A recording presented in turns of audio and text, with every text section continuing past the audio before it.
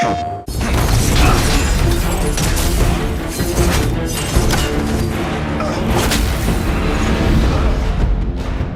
one of the biggest surprises for Valhalla was who invited Kratos, right? Why is Kratos there? He got this mysterious invitation, and when you get to the top of Valhalla, you discover that it's none other than Tyr. The invitation was yours. I would have signed it, but it was important you come here for your own reasons.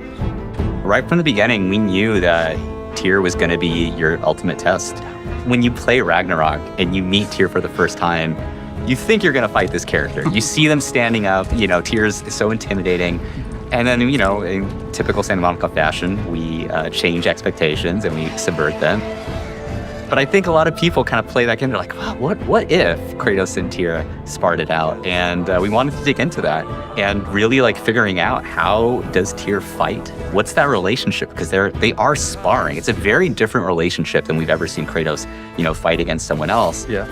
Exactly. And Tyr kind of bringing this almost worldly knowledge from all the places he's visited, right? That was one of the things we really wanted to do with Tyr, to showcase how the history behind him traveling to all these different places, right? So that's why we have these different weapons that he brings out from different locations in the world. Yeah, those intros. Every time I saw the animations for the intros where he's pulling out the different weapon and everything. As soon as that started coming online, we were getting pretty hype about it. If you notice, for folks that have a keen ear, that will hear some slightly different tunes when each weapon is introduced that is kind of tied to the weapon as well. And then his styles of combat change.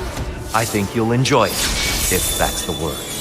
The gameplay mechanics actually are influenced by the region that he's kind of bringing to each part of the fight. We also play around with some mechanics that are a bit different than fights that you would have in the base game. Yeah. And ultimately, it's like two God of Wars going at each other, Exactly. right? So that's one of the biggest things, is that when you think about the whole franchise, Kratos has only, even though it's called God of War, he's only confronted Ares, another God of War. Not until now has he had an opportunity to go and fight it out with another God of War.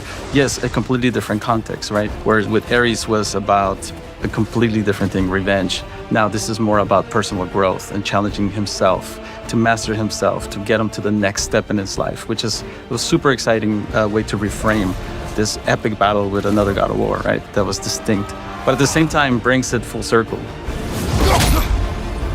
Every time you beat him, right, and you press R3, you kind of go up, and you got that moment where the punch gets caught, and they get to do the arm shake again. That was completely intentional. We wanted to do the reverse of what happened in Ragnarok, where Tyr's helping Kratos up. Now Kratos is the one helping Tyr up.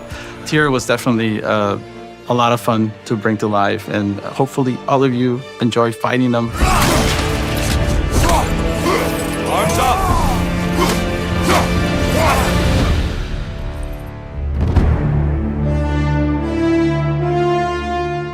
PlayStation